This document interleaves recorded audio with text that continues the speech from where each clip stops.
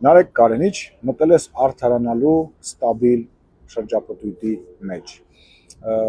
Սկզբից բացատրում եւ արդարանում ես եւ արդարանալու ես, թե ինչի եք մանդատները վերցնելու, իսկ դուք մանդատները միանշանակ վերցնելու եք, արդեն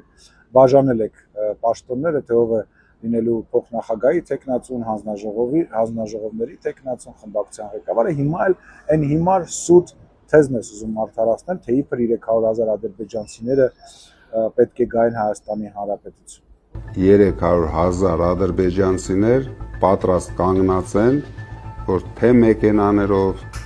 թե գնացքներով ժամանեն Հայաստան։ Ուր են այդ 300,000 ադրբեջանցիները։ Չեն գալիս, որովհետև քաղաքացիական պայմանագիրը սահմանադրական մեծամասնություն չի ստացել։ Մենք հիմա էլ սահմանադրական մեծամասնություն չունենք ազգային ժողովում, կամ քո հիմքը միայն ադրբեջանցիների որոշ միջին կամ չգիտեմ ինչ անհայտ մարդկանց ասացնա, վերադարձի մասին, դրա համար որոշել եք, որ մարդկանց ասեք 300,000 ադրբեջանցի է վերադառնում։ Փաշինյանը այսօր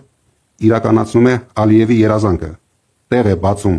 ադրբեջանցիների համար։ Մենք ասում ենք 300,000, բայց ես արդեն կասկած ունեմ նույնիսկ 500,000։ Ուր են այդ 300,000 ադրբեջանցիները։ Սա 300,000 ադրբեջանցիների Հայաստան տեղափոխման ծրագրի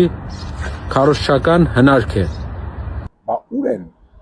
Ուր են այդ 300,000 ադրբեջանցիները, կամ մարդկանց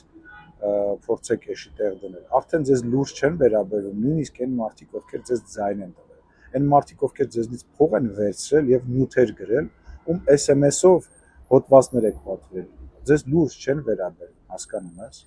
Իսկ 300,000 ադրբեջանցիների թեզի տակից դուք չեք դուրս գալու, այդ ստի համար եւ էլի շատ ստերի համար